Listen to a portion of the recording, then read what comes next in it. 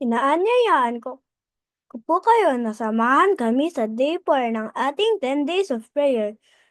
Dumating ang iyong kaharian. Ikinwento ni Daddy kina Ate at Kenny ang isang kwento sa Biblia tungkol kay Haring David. Ipinaliwanag niya na mabait si David sa anak ng kanyang matalik na kaibigan, si Mephibosheth, na hindi makalakad.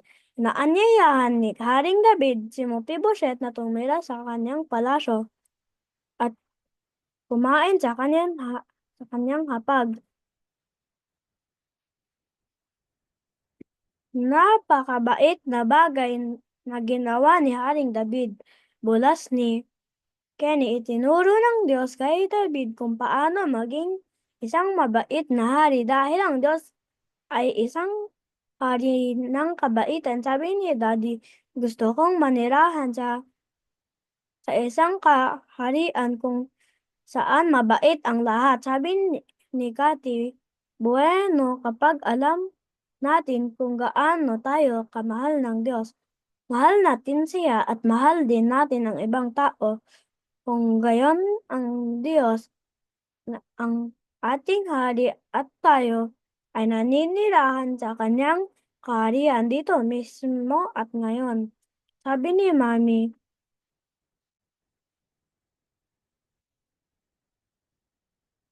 kapag ang Diyos ang hari ay ito, iyong puso, ikaw ay naninirahan sa kanyang kaharian na saan ka man. Itinuro ni Jesus sa kanyang mga disiplo na manalangin na ang kaharian ng Diyos ay isabuhay at kanilang buhay. Napakagandang panalangin, ngunit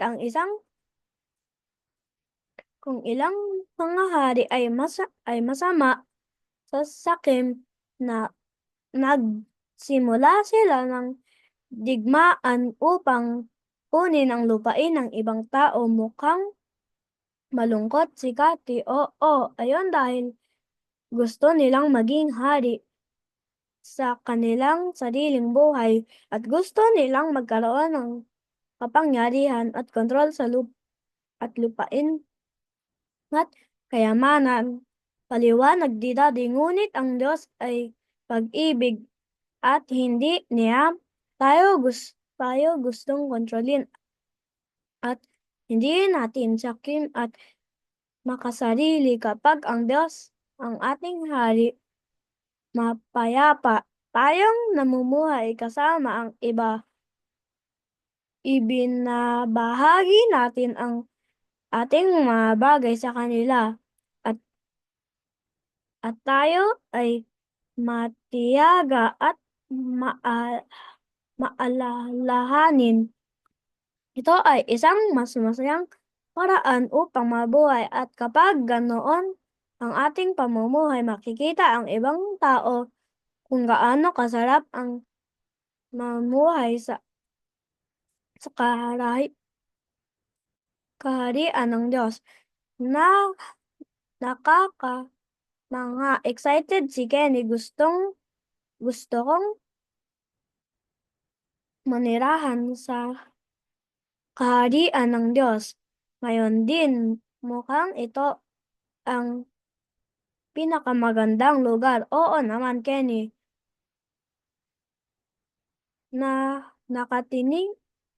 Nakangiti, sabi ni Mami, at nabubuhay tayo sa kaharian ng Diyos sa ating tahanan at sa ating simbahan at sa ating komunidad.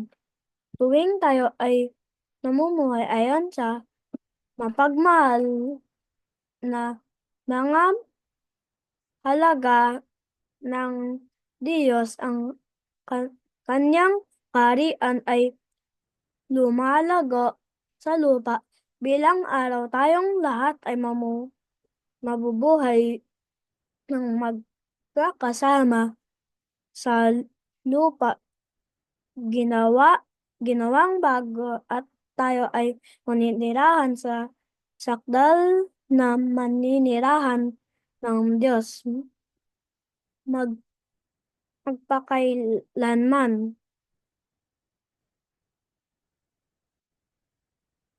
Gawin natin ito. Pag-usapan kung paano maiiba ang kaharian ng pag-ibig ng Diyos sa kaharian sa lupa.